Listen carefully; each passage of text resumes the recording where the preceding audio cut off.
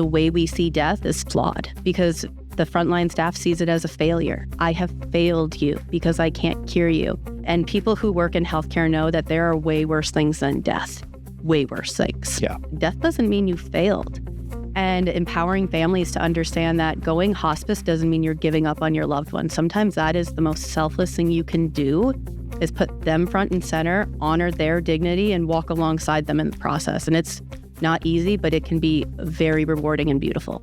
Welcome to In Good Company, elder care in your backyard. Today, we're joined with Dr. Amanda Altobell, and she is the Director of Ethics at Mercy Springfield, where she supports patients, families, and care teams navigating complex healthcare decisions.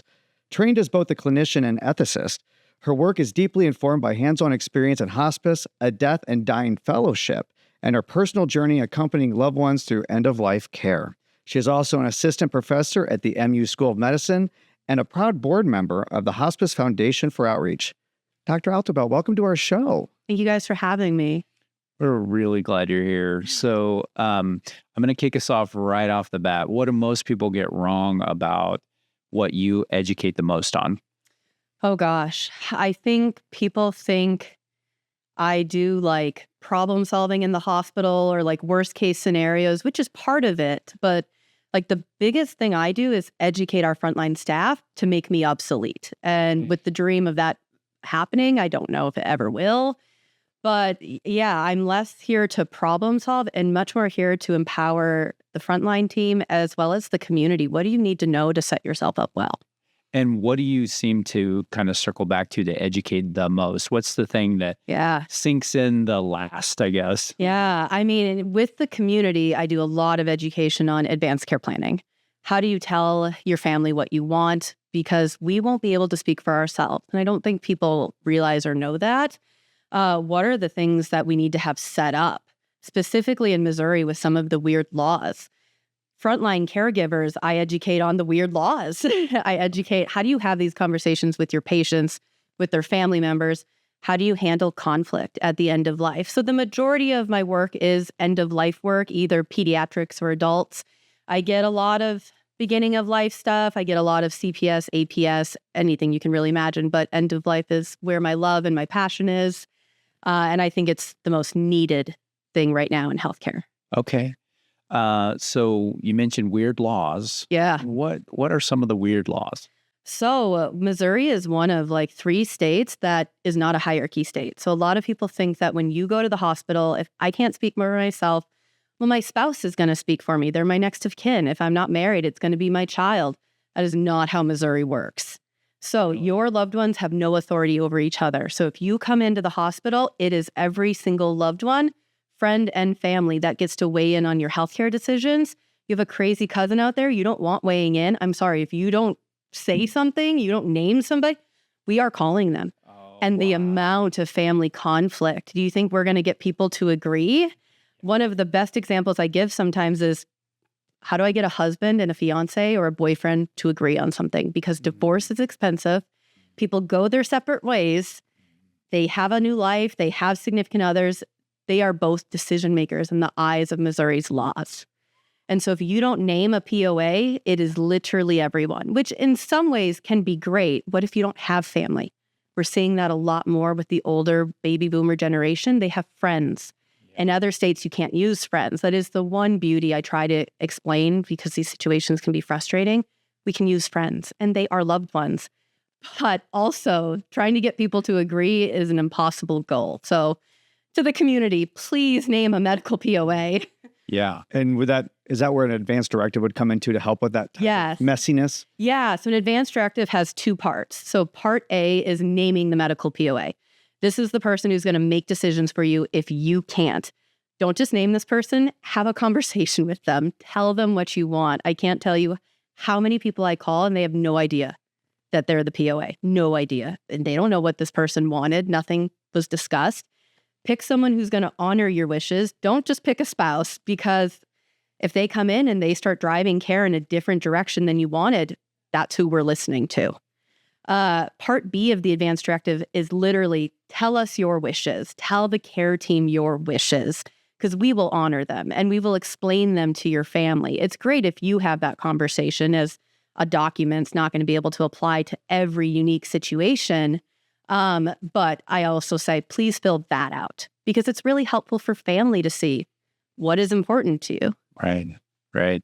So for those listening right now, the takeaway is to pick someone, put it in writing, and then talk to that person and tell them what you want. Okay. Yes. Yeah, that makes total sense.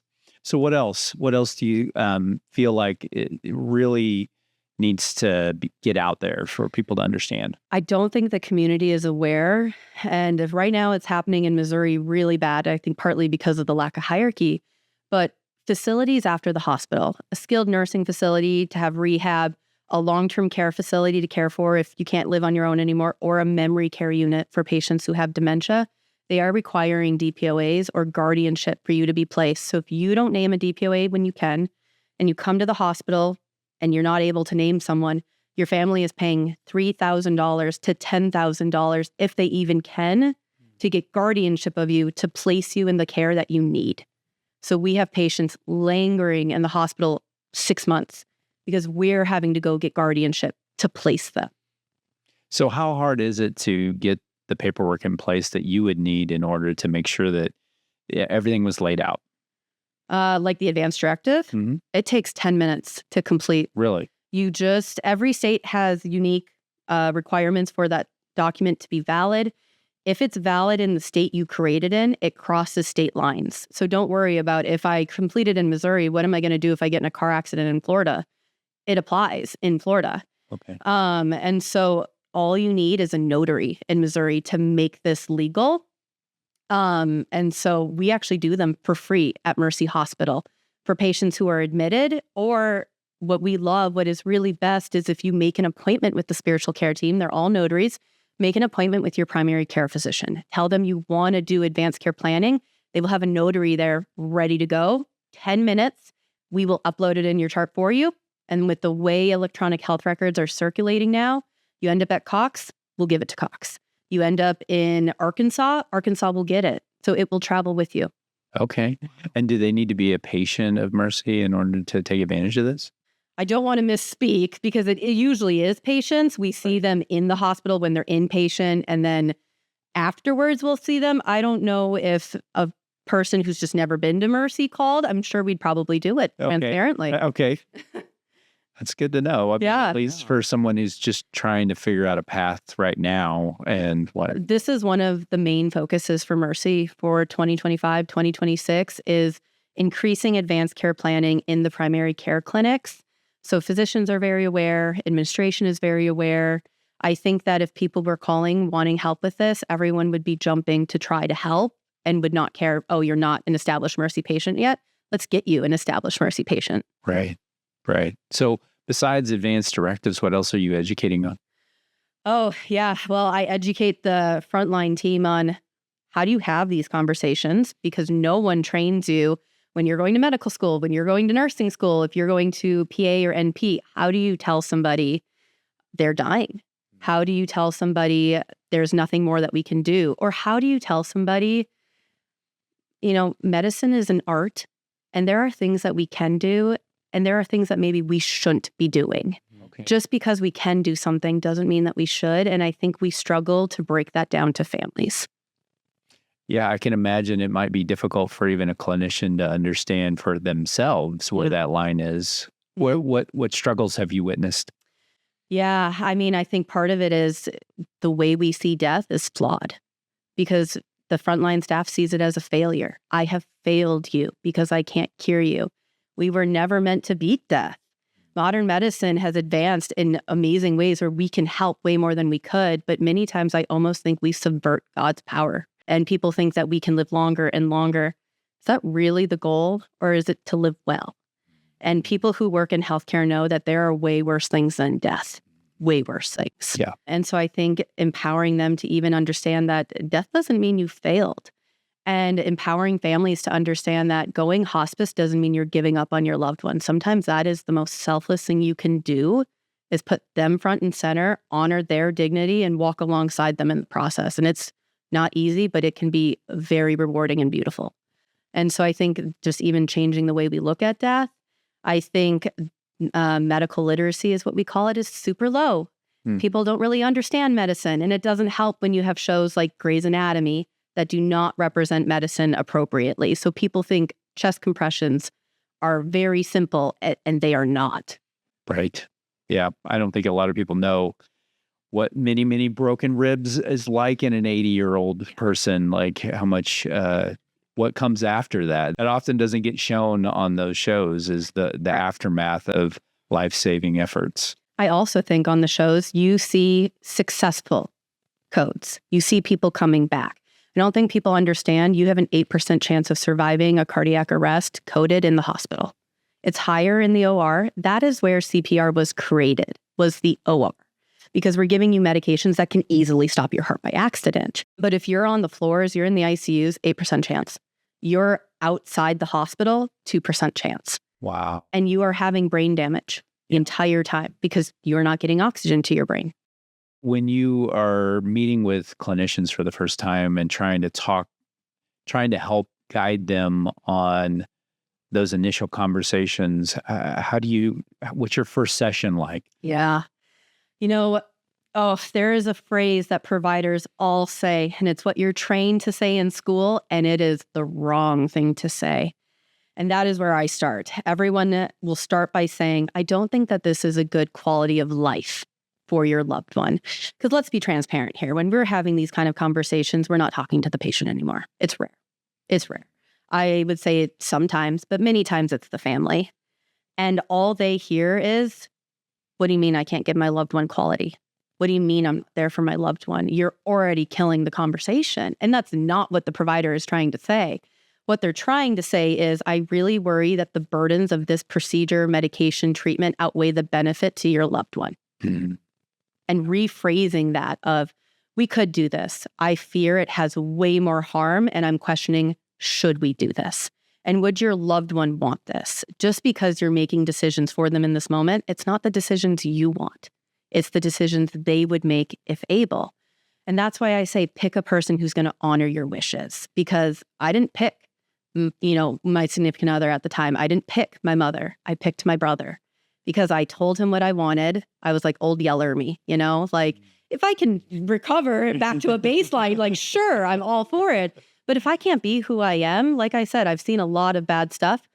I am at peace of where I go next. And my brother would honor that, where I think my mother would struggle. Yeah. My 15-year-old jokes with me saying that I'll keep the plug in as long as I don't have to charge my phone.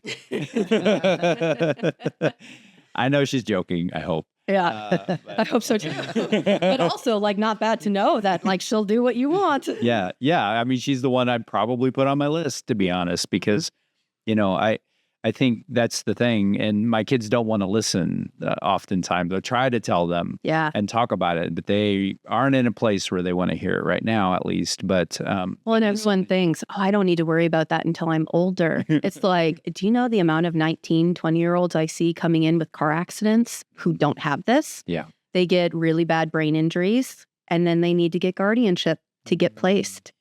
So it's like anything can happen to you. The minute you can create this document, which is 18, we should be having this. And then also regularly update it. I can't tell you how often people get divorced and they don't update it. And these do not expire. So once it's created, it's there. Yeah, I can imagine how awkward that would be. Oh, yeah. It is. It's even more awkward, some of the responses. You would think I'd call an ex-spouse and they'd be like, oh, no, I'm good. Because you can say no. You can bypass yourself. No, I will tell you, they want to be involved and they want to make really bad decisions. And I'm like, oh, no. Yeah. They want to make bad decisions. Yep. Yep. I can only imagine. So your healthcare journey began with emergency medicine and then moved into ethics. Could you walk us through that transition and how it impacts you today? Yeah. So I was pre-med in college. My aunt was a physician. That's what really kind of drove me into the medical field. And I was working as an EMT, getting 1,000 hours of experience to go to medical school. And I was just seeing bad outcome after bad outcome. And I was seeing all of these readmissions. And I was seeing that we were patching bodies up, but we weren't attending to the holistic care of the person. And I was like, I don't think that this is for me. And I'll just get a little religious quick because I work at Mercy and it's a part of my work. I see it as a calling, but I felt called to grad school. I really did. And I could not explain it. And me sitting my mother down and saying, I'm going to pivot away from medical school and the stability that comes with that. And I'm going to go to graduate school and I don't know what I'm doing. Oh, I was not handled well, but it worked out for the best. I got super lucky that in graduate school, I found out about bioethics. I found out about this beautiful way to merge medicine with more of the social, holistic view of care and not just the science aspect. Yeah, and that led me into my PhD. That led me into an extra fellowship in death. Yeah. And I did not realize at 21 that that was going to be the specialty I loved, was death. Who would think that hospice work is what fills their cup up? But it does. Yeah. Yeah. I've heard physicians, and they call it different things, different positions, but there's the clinical kind of hard truth of medicine, and then there's the softer side to medicine. And I think when you talk about looking at someone holistically, that's what you're talking about. And the education that you do, I see so much value in, because those clinicians can get very hyper focused. That's why they got through med school. They're very keyed in on certain things, and the medical side of it. Yeah. Where you're just talking about, I see a symptom, here's the treatment to fix it. Let me just fix you. They become fixers. Yes, they all are. And even changing the way physicians look at medicine, that just because we can fix something doesn't mean it should be fixed. Yeah. And they are problem solvers, especially really niche roles like surgeons. Surgeons will always cut. Oncology will always treat.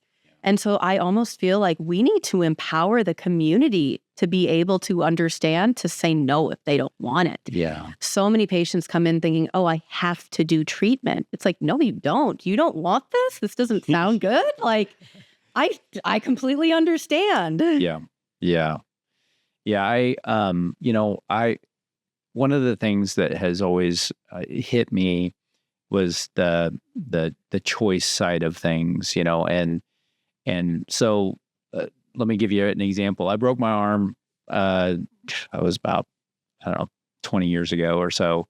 And I went in, it was a very minor fracture. I'd seen the initial x-ray and it didn't look that severe, but they sent me to an ortho. Yeah. Went to an ortho. I was, at a stage in my, I was like in my mid 30s or whatever. And he's like, we could probably cast it, but you might have some elbow stiffness or whatever. It might be good if we put a plate and screws in. Oh, he recommended that, and I was like, okay, and so and I'm a physical therapist. I mean, my career is around healthcare, and so I went in and I had that surgery done. So about a year later, this arm's just killing me still. Like, it aches all the time. Something's not right. Yeah. So I go into him. I'm like, I just think we should just take this plate and screws out. Yeah. So he takes the plate and screws out, and they, wrap my arm up. And just for fun, they send me the x-rays. I still have them home with a note on it that says, for your bragging rights or whatever. So I broke my arm doing Taekwondo. But anyway, it was a good story. At least that was not falling down or something. Yeah. It could be a halfway decent story. Cool. I didn't mention that it was a 16-year-old kid who did it. But anyway, so then they send me these follow-up x-rays, and it is very much fractured. And so I call the physician's office, and I'm just like, can you look at the x-rays? Because I think he may have got me mixed up with someone else. Mm-hmm. And she gets on the phone and goes, I'll be right back. Can you? And then she gets back on. She's like, can you come back in? And he's like, I don't know what happened, that sort of thing. And this arm still doesn't work 100% to this day. But what it taught me, unfortunately, was that not all medicine works. Yeah. And it all has consequences, good and bad. Yep. And I'm a super big advocate of a balance between the pills and the surgeries. I think they're extremely important and save lives every day. And I want to celebrate that. But I also want people to be good consumers. Yeah. And I think, unfortunately, and this is a very may just be my own opinion here, but it seems like there's so much segregation within the healthcare system that it's just like you said, the surgeons cut and the oncologists treat, and I don't want to throw too broad of a blanket on that, because there's lots of clinicians that have been doing this a long time and know that balance really, really well and make great decisions every single day.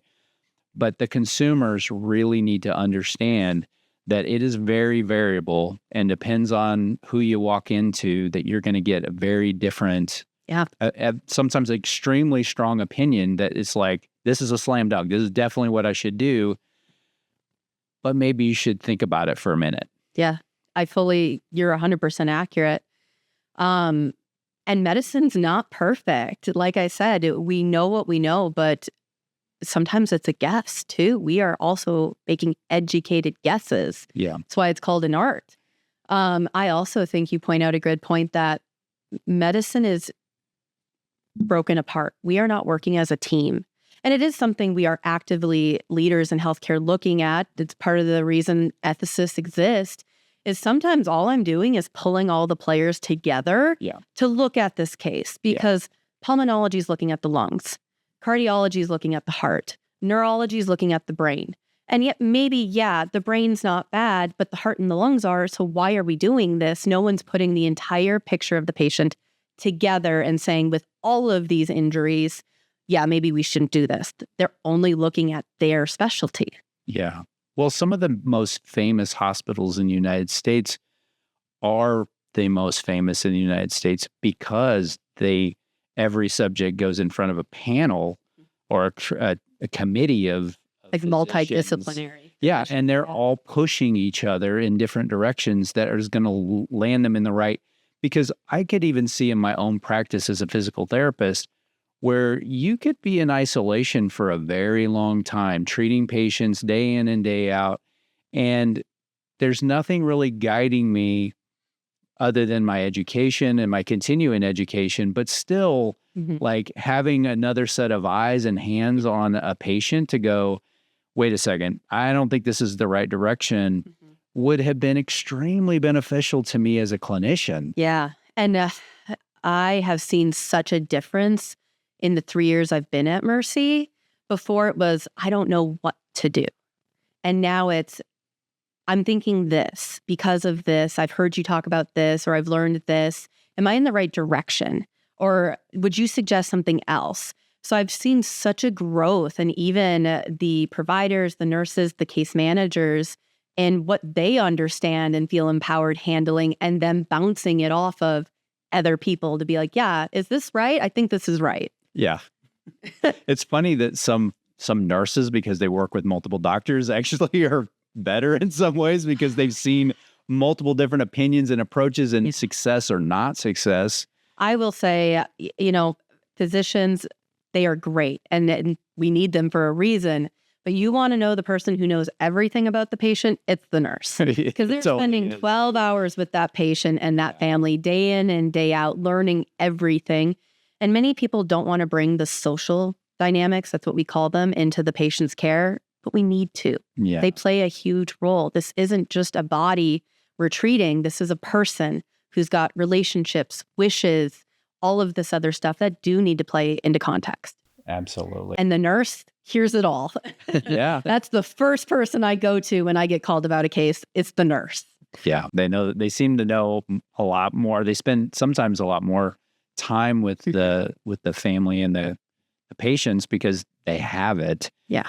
That's another component that has been brought up multiple times is the structure of healthcare and the billing process drives the function of healthcare so much today more than it did before. And billing drives what's going to be focused on, where the time is going to go.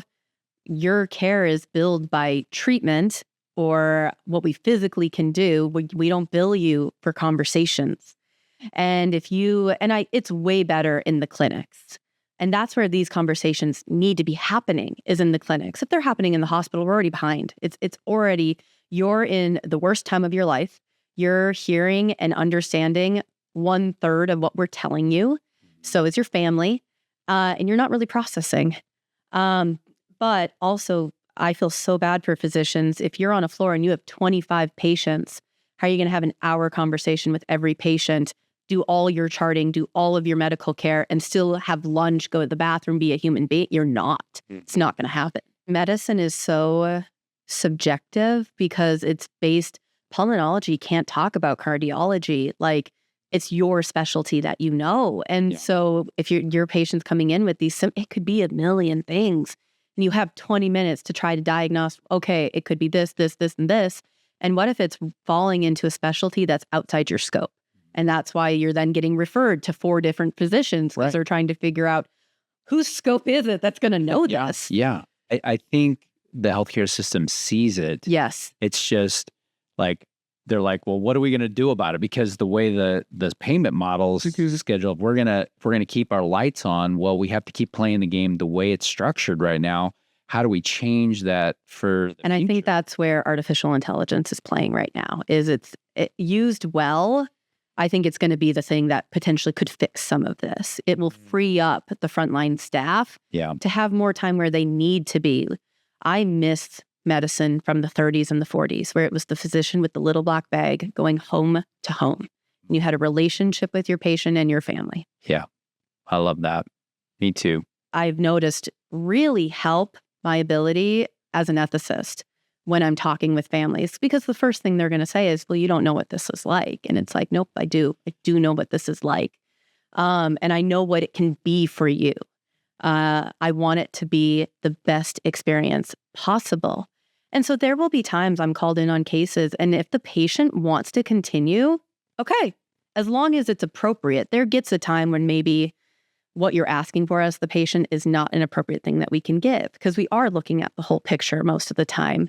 But many times it's the families asking for stuff and it's the patient wanting to be done. They are ready way before the family is ready. So how do you get the family there? Because that's the hard part. And so having been the family member, I think really does speak to that, really does help that. And it's something I'm going to be talking about at the End of Life Summit that HFO is doing February 13th. It's exciting. But last year, 2025, my aunt and my grandmother both passed on hospice. They were basically like parents. I was raised by the 3 of them together. So it was very deep losses. My aunt passed from ALS, which was a very aggressive and unfortunate death. And we didn't have the greatest hospice experience. And then my grandmother passed from dementia. And I learned from my aunt. I also learned what are the things that we need to be saying to our loved ones. Because no one tells you what to say. And living with regret and not saying that, it's hard. And so I wanted a different experience for her. And it was the most beautiful experience I've ever had in my entire life. Like, it was painful, don't get me wrong, but I have never seen like the fruition of life the way it's supposed to be, where your family is coming together and everybody is celebrating your life. And it is deeply sad, but you also know they're going on to something better. And this is how life was supposed to conclude. And you're there walking them to that. That's really neat. And that, I'm sure, like, helps you when you're trying to express that to, so you educate clinicians, but you also educate families? Yeah. Many times that's where I spend the most time, is families, is the provider, the nurses. They'll consult me on a case. I'll hear all of the medical, the clinical, where they want to go. I'll help them, get them where they're understanding. And then I meet with the family, sometimes with the physician, sometimes without the physician. Sometimes the physician is there for half of it. Right. And then they leave. And I'll have an hour discussion with this family about the burdens and benefits of care, who your loved one was. Tell me who your loved one was. Because I have the time and the providers don't. Yeah. And it shouldn't be working that way, but it's the stopgap we have where we can help. But like I said, this is why I wanted to do this, is getting this information out to the community. And what are some things you need to know, like medical POAs? Financial POAs are also important. You need to be on your loved one's bank statements when they're getting older, because I can't tell you how many times people can't get on their loved one's bank statements and they can't get the finances needed to care for them. Yeah. Also, if you are caring for an elderly loved one right now, placement is expensive. It just is. And Medicare doesn't cover that. People don't know that. They don't know that Medicare only covers for the actual medical care and not the placement. So you're paying $8-9 grand out of pocket, unless you pay for long-term care insurance. So if you can get that through your insurance, please do, or you sign up for Medicaid. Yeah. And people don't know how to do that. They don't know it's important. They don't know that you can have Medicare and Medicaid together. Yeah. So. Yeah. Yeah, that we have had several podcasts on this very topic and had some elder care law attorneys on. And, the thing I think that's really hard, and it's just like what you speak to, is that they think sometimes it's for down the road. Yeah. When the road is a lot closer than they might think, and just a little bit of work can make a huge difference and impact. Because, I experienced my father passed away relatively slowly, in the sense that I had weeks, and my mother was sudden, like unexpected. And, both were equally MS for me, and I'm in the business, I should know better, but boy, it was a lot to unwind, and some of it never did get unwinded. It was just, I had to just let it go, and it was fine, and that sort of thing. But I don't know that everyone understands how detached from your loved one you really are legally in this state, especially, just like you mentioned earlier. Like you got no rights, zero, unless they put something in writing, which in some would probably argue that's a good thing in some ways, but some might. Well, and to the people who, this is the common pushback I get from patients who don't want to complete this kind of document. Well, I want my voice. My rights. Yes, this document doesn't take effect until you can't speak for yourself. And I don't think people realize that. And the minute you can, like, let's say you had a car accident, you hit your head and you're unconscious for a week in the hospital. We're using the person you named for that week. The minute you wake up and can guide care, it is back to you. And I think letting them understand that they're not driving everything and you don't have a say. It's only when you can't speak for yourself, right? Which will come. We believe in America, we are this independent, autonomous person. That's not real. We are dependent people. We are born dependent. We die dependent. We need loved ones, and we need to surround them, and we need to set ourselves up well. And thinking that I can do it on my own and I'll be able to drive this. Yeah. I mean, I see sad outcomes all the time. I see people dying by themselves. I see them dying in hospitals when they'd want to be home. Yeah. I see families not able to afford to place their loved ones, and they're shifting with a dementia patient. That's what my mom and I had to do for a month, is day shift, night shift, so they don't elope out of the house until you can place them. And it's just, no one tells you what you need, and then by the time you need it, it's too late. Do you ever talk to any of the families about how to kind of deal with that part of it that's hard? Yeah. Actually, I would tell you, I see more fractured families without this document than I do with it. And so you're afraid to pick somebody because everyone's going to think, oh, why'd you pick them and not me? But I think it's super easy to just say, I felt like they were going to understand, they were going to be able to honor my wishes.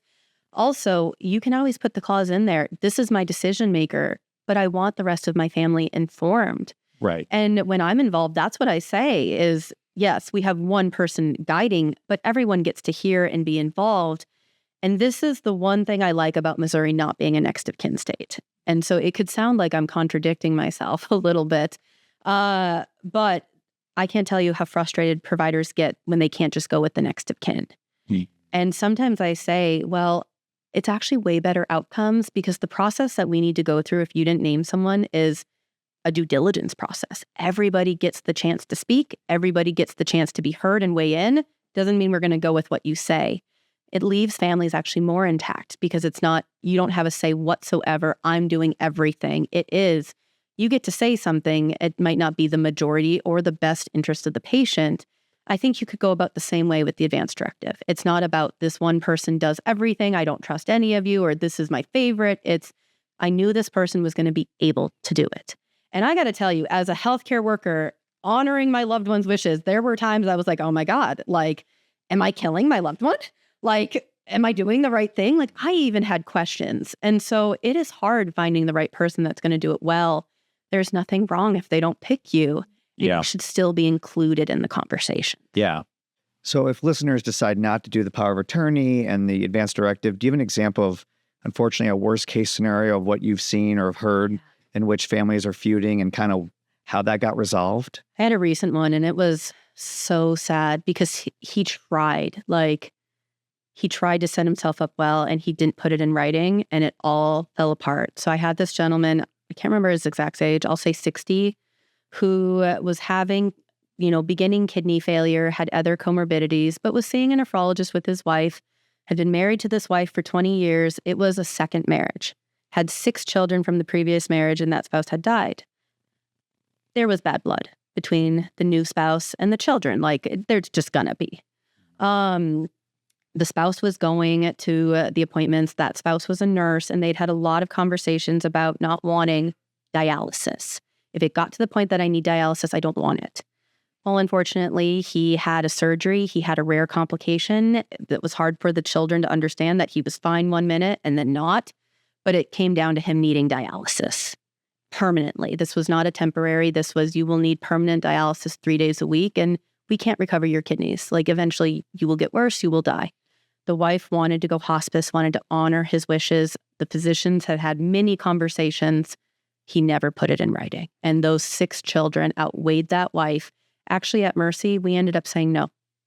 Because we didn't have a DPOA, that is the one beautiful thing, is we don't have to listen to you.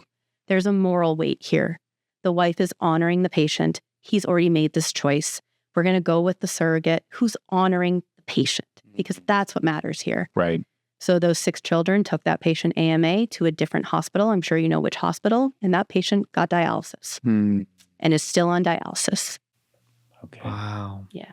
So just a warning to do the documentation, even though it's a very difficult conversation. Yeah. It's important to do. And those children aren't ill-willed. This wasn't malicious. Sure. It never is. It's grief, messy grief. Yeah. And it's feeling like you're failing your loved one. You're giving up on them. You want to fight for them. How do you say goodbye? Again, it goes into everything we've talked about, that we are scared of death. We don't talk about it. We think that we should live forever. And so we end up making horrible decisions for our loved ones with the best intentions. Yeah. What are some of your recommendations for people to start that conversation and reframe that mindset? Yeah. Well, the big one was, not quality of life. Actually break down the burdens and benefits of care. Take the time to find out who that person was. Because if you can reframe it of, you've told me Jimmy was this, this, this, and this. Do you think Jimmy would want this if he was able to sit here right now and say something? So I think putting it back on, it's not about you. It's about your loved one. And you need someone to help you do that when you're in a hospital and you've just gotten the worst news ever. You need someone to reframe it for you. I think admitting that medicine isn't perfect and that the art of medicine is not to cure, it's to offer comfort. If we can't cure you, we need to be offering comfort, solace, and breaking that down to the family. And I think also breaking down, just because we can do something doesn't mean we should. And this is what this outcome could look like. Yeah. Yeah. You're not taking a well-adjusted, highly communicative family that get along really well and get a Jerry Springer moment. No, it's definitely, there was sparks there to begin with. Yes. And that you have to dive into the middle of that is probably pretty challenging. So of the good and bad outcomes, if you were to just totally put a number on how frequently you're running into the good outcomes, slam dunk, easy ones, and then the ones that are just really, really tough. Yeah. So if we're doing end of life, because I also get called about other things, I don't see easy cases. I'm sure there are easy cases in the hospital, but if you're calling the director of ethics, it's bad. So I only see messy families. I sometimes have to reframe that for the providers who can get frustrated because it's hard. These are not easy cases. I'll say, you have one of this a week. I'm handling 5 of these today alone. Like, I don't ever have the positive encounter to balance out the negative encounter. Give me a little grace here, man. Yeah. But out of the consults I get, I'd say I see 80% poor outcomes and 20% good outcomes, which is heartbreaking. Wow. Okay, so you've got an audience. What do you want to say that really would help turn that number around to the opposite? Yeah, I would say, well, I'm going to put a plug in for HFO here, Hospice Foundation for Outreach. February 13th at the Oasis, we're doing a conference on end of life. We're going to have pediatric physicians, adult physicians talking about palliative and hospice care, social workers, grief support for afterwards. I'm going to be there giving a couple of talks. One of them is advanced care planning. I would love to get a notary there on site to maybe get some of this stuff done. So if you are around town and you're free, it's a Friday right before Valentine's Day, please come. Please come say hi to me. Have conversations, ask questions at your next PCP appointment, because I'm assuming most of you have a PCB. Please bring this up with them. Talk about advanced care planning. Tell them you're interested. They'll get you the document. Bring it home. Start talking to your family, or that person at least that you're thinking of in your mind, or at least start just writing down what's important to you. What do you want? Where would you want to be? What rituals would you want? Is faith important to you? Is music important to you? Things like that. What treatments are a no-go for you? Medicine is super subjective in the way that some people would accept things and some people wouldn't. I personally, there's a lot that I wouldn't accept. And I know that that's an extreme view because of the experiences I've had. And some people might accept dialysis. So what would you accept? What's your threshold of burden? Yeah. And getting that understood, and then getting that to your family and your care team. That's, I think, the minimum you could do. That's cool. That's really good. A wonderful message. I'm going to pivot to something not as serious. Sure.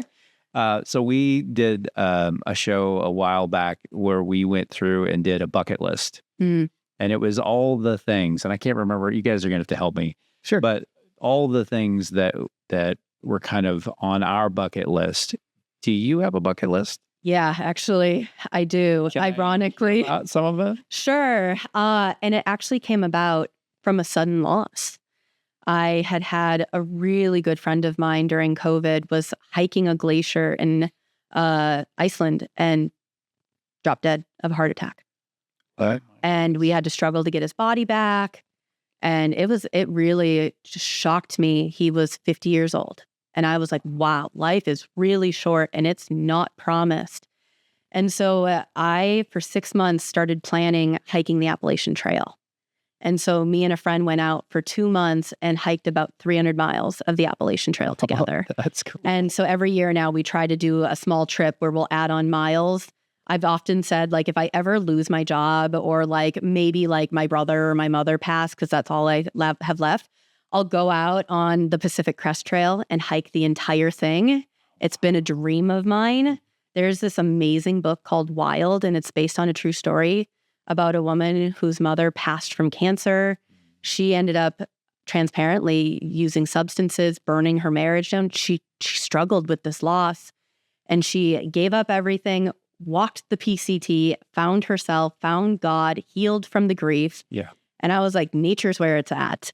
So I'd love to do that. I think my wife read that book. I'm pretty sure she even stopped.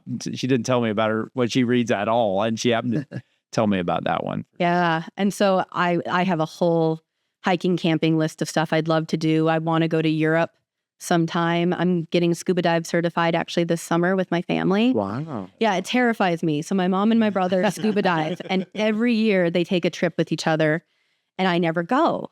And this past year has been really hard with my aunt and my grandmother. It was my mom's sister and my mom's mom. And we're really wanting to connect as a family. So cool. And so they're like, come, get certified, do it. And I'm like, I'm going to drown 50 feet underwater and die. But okay. Like, it's about the memories and the experiences we can have. So I'd say that. I got certified as a yoga instructor, and I now teach yoga. That's cool. I love what I do with Hospice Foundation for Outreach because I love hospice and palliative care. And I have this crazy dream one day of merging yoga mobility work with the geriatric community. It's starting to get there, but we're not there yet. Because I noticed that when my grandmother went on hospice, you have physical therapy, PT to make you strong before you go on hospice. You have nothing on hospice to help with the achiness, the soreness, just the stretching, the mobility. Yeah. why aren't we doing that for people? Why aren't we helping them be comfortable? Yeah. So good. I think that's going to be great. That's a long-term dream of mine. Yeah, that's awesome. Great bucket list. Really, really cool. Really cool. Part of the struggle of being an ethicist is getting buy-in with the frontline staff, is wanting, because it's hard work and it's extra work and we don't have the time. And I can't tell you how many good nurses and physicians I see burn out because they want to do good for the patient and they're just seeing bad outcomes. And that's not what they went to medical school or nursing school for. I will tell you, I have never seen a culture like I have at Mercy. Like they want to do the right thing and they want to learn and they want to go above and beyond. And it is the most, like one of the most utilized services in the entire ministry for ethics is at Springfield. We keep leading the ministry in consult. And I think that that's a good thing, as exhausting as it can be, is because we are trying to do what's right. Yeah. And so if I could just give a shout out to the Mercy providers, case managers, nurses, leadership, the people who drive the day in and the day out, you have a great team there. You really do. Like I can't speak to Cox because I'm not at Cox and I've met great people at Cox, so I don't say anything bad, but I have seen just the biggest hearts at Mercy. Yeah. This has been 26 years ago, was in Mercy, and one of the sisters came around and sat with me. And I'll never forget that. Yeah. She was just like, as soon as she walked in the room, man, she brought just peace and calm, and it was just really cool. Yeah. And I've, when you go into medicine, you can go into Catholic healthcare, you can go into secular healthcare, you can go into academic healthcare. And something that really drove me in Catholic healthcare was spiritual care. And the fact that that is also focused on, we have chaplains, nuns, priests who take into account, there is a holistic aspect to medicine. It's not just about the physical body. It is about the soul and the spirit and what brings comfort to the patient. Yeah. And that doesn't mean it's, Catholicism. It doesn't mean it's Christianity. We serve all patients of all religious, spiritual beliefs. But I think that is something that is missing in maybe secular or academic healthcare, is that spiritual component. Yeah. Yeah, for sure. For sure. Well said. Really well said. Yeah, I'm so glad we've gotten to know you. Yeah. And thank you for having it. Absolutely. Just literally came from connecting at That's right. Healthcare Champions. Yeah, no kidding. Yeah. I mean, but I'm one of those people that don't believe in accidents at all. And Same. I think you have a great message, and we will get it out there, and hopefully we'll get some people February 13th. We'll have this released before that. Yeah. February 13th at the Oasis. Awesome. So just remember, the day before Valentine's Day. Okay, awesome. Well, thank you so much. Thank you guys. This was amazing. And it's wonderful to meet you guys. And if you ever need more, just let me know. Okay. We'd love it. We'll take it. For a follow-up, for sure. If you enjoyed today's conversation, make sure to like and subscribe so you never miss an episode. And we'd love to stay connected. Follow us on YouTube, Facebook, and on Instagram at In Good Company Elder Care Podcast. You can also find us on X, formerly known as Twitter, at IGC Pod, and on TikTok at IGC Elder Care Podcast. Thanks for tuning in to In Good Company Elder Care in Your Backyard. I'm John Ray, and I've been joined by my amazing co-host, Spencer Ernst. Special thanks to our executive producer, Alex Wallace, for helping bring this show to life. Until next time, take care, and remember, you are always in good company.